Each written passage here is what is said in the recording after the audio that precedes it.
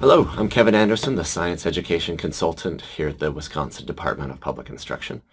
As my students sometimes told me, science can be like learning a new language. But in order for students to be able to effectively share their ideas and investigate interesting phenomena in the world around them, they really need the language of science in order to share and establish their growing understanding. Teresa Brzezinski, now at CISA 10, but also a former science teacher and a reading specialist, prepared these slides to support teacher professional development in effective vocabulary instruction in science. I'll be the narrator, but this is her great work.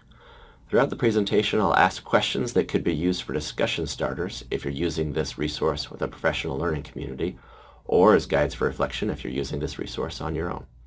On the website, the transcript of this presentation is provided, as with the discussion questions, along with other links to resources that can support you in your work. I hope you find it valuable. Thank you. First, I'll share an overview of research related to vocabulary instruction and learning. Second, I'll discuss some strategies matched to that research. Then, I'll spend a significant amount of time sharing Marzano's 6-step process for vocabulary instruction. Some of these ideas come from a new book he released on connecting vocabulary instruction to the next generation science standards. Finally, I'll share some activities for staff on vocabulary instruction and some concluding comments. In essays and lectures, Niels Bohr continually emphasized the role played by language in the field of science and in our basic understanding of nature. He said, "Scientific investigations are not exclusively formal mathematical affairs, for they also involve informal discussions in which key concepts are explored and understood." In a framework by Dept, McCowan, and Kuchen, there are 3 tiers of vocabulary. Tier 1 is basic general words such as take, eat, basketball. Tier 2 is high-frequency words with multiple meanings such as analyze or construction. Tier 3 is domain-specific, where technical science vocabulary largely resides, though Tier 2 also includes important language for framing student work.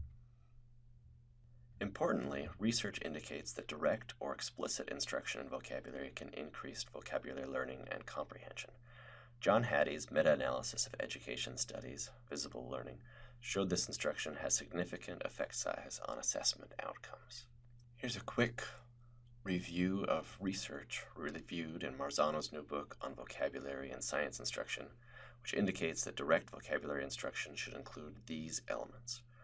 First, present individual terms and their descriptions in rich context. Second, use multimedia methods, such as words, pictures, animations, etc., to introduce and practice terms. Third, ask students to relate new terms to words they already know. Fourth, provide multiple exposures to new terms and opportunities to use those terms in the classroom. Marzano used the research on vocabulary instruction to develop a process for building academic vocabulary. It's a 6-step process. First, the teacher provides a description, explanation, or example with a visual representation, not a dictionary definition. Note, students can't just copy a definition out of a glossary or dictionary. It must be rooted in visuals and in accessible descriptions. That could often include something tangible in science.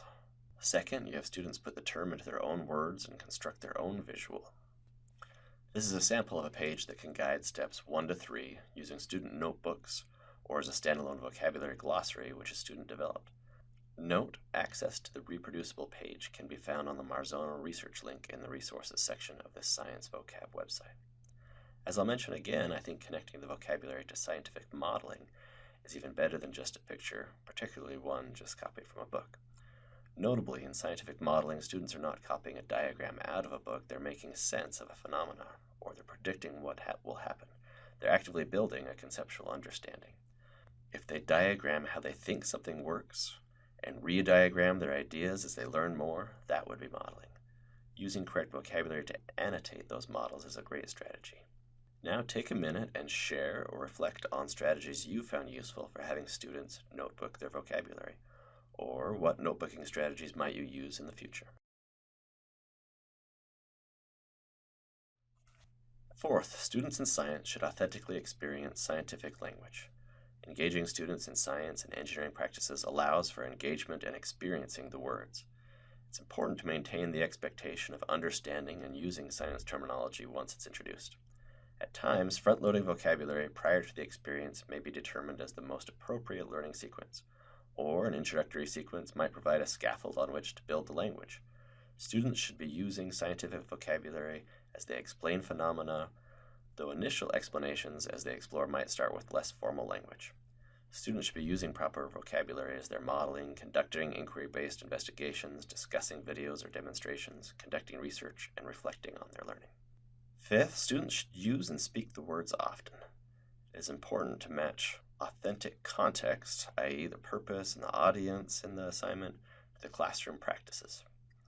For students learning English, consider the language goals as well as allowing for total physical response, TPR, or scaffolded choral practice. Another option is to consider dialogues such as those created by Bisbee, Westrich, and Berg, which is linked in the reference section of the website. If you haven't reviewed materials from the Turk Inquiry Project on Science Talk, they're definitely worth checking out. They're designed for upper elementary, but they can be adapted below and above that level. Next, take a minute to discuss with your group or reflect on how you structure student talk in your classroom. How do you ensure they're using science language in those conversations? Based on observations of many classrooms, teachers talk too much. I'm sure I did too as a teacher. I encourage you to video your teaching and observe how much you're talking. If it's over 30% of the class time, start thinking about ways to stop.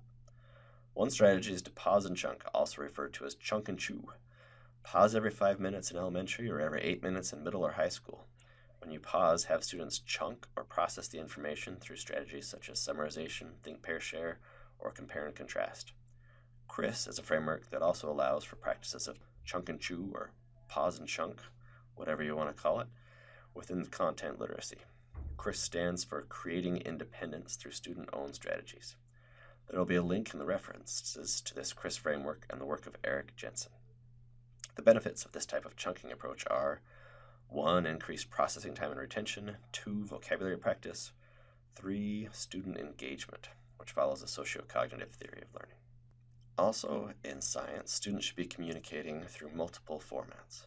Some examples of authentic, informational, and persuasive writing in science could include research proposals, editorials, article reviews, letters to the editor, commentary forums, research articles, letters to government or community members, lab reports, and blogs. Take a minute next and pause and discuss or reflect on what types of authentic writing your students do and what other projects you might consider. Sixth in Marzano steps, involve students occasionally in games that allow them to play with vocabulary. Some examples are provided within this list of websites, and they're also listed in the references section. Looking at further research into learning, George Miller found that when we process information, we do so spatially. The brain puts things into categories. So students' learning should include opportunities to categorize terms, label authentic objects or visuals, use and develop graphic organizers and concept maps, classify missing pieces to a group, create lists. Again, scientific modeling can provide these types of structures for your students. Based on this research from Miller, in the primary grades, students could place pictures or actual objects into categories based on some identified characteristic or quality, while verbally using the words represented. Continuing with connections to this research, concept circles are another tool for spatially mapping ideas. Here we're moving towards students understanding that average speed equals distance traveled over the time of travel, and average velocity equals change in position over time or displacement over time. This builds on work by Janet Allen. In CLOZE activities, certain words are removed. This table and CLOZE activity come from NASA, which is linked on this site. Students would complete the table with the word bank provided, categorizing ideas and terms. It would also make sense to have a class or group discussion afterward where students explain why they put words where they did. Considering these past few examples of research-based strategies, discuss as a group or reflect on how you have students organize their learning of concepts. What structures do you provide for them?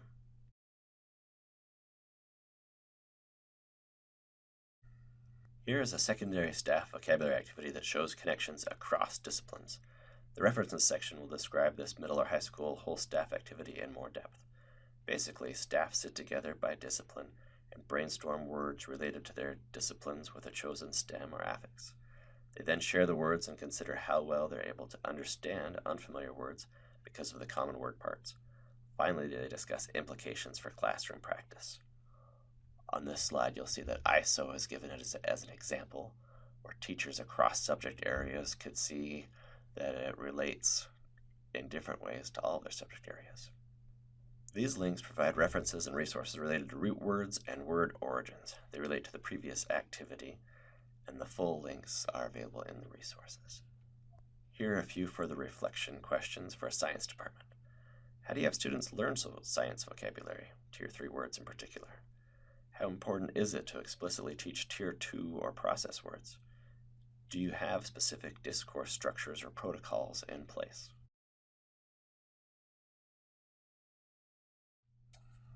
Looking at other research and work in vocabulary education, Edgar Dale was one of the first to look at degrees of knowing word meanings.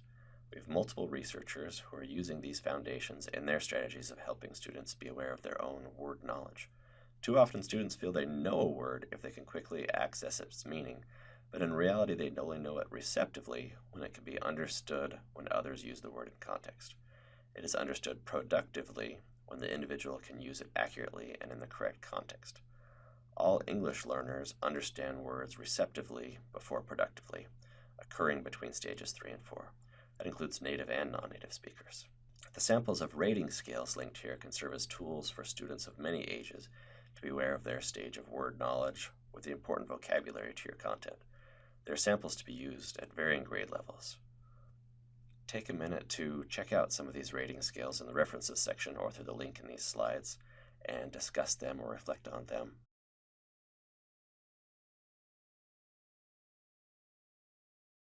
Moving further with Dale's research, students should be engaged in science practice in order to effectively develop vocabulary.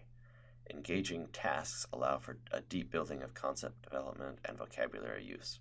Multiple encounters with vocabulary in a variety of contexts, such as investigations, reading, class discussions, small group discussions, individual tasks, etc., allow words to go from the receptive level of understanding to the productive level.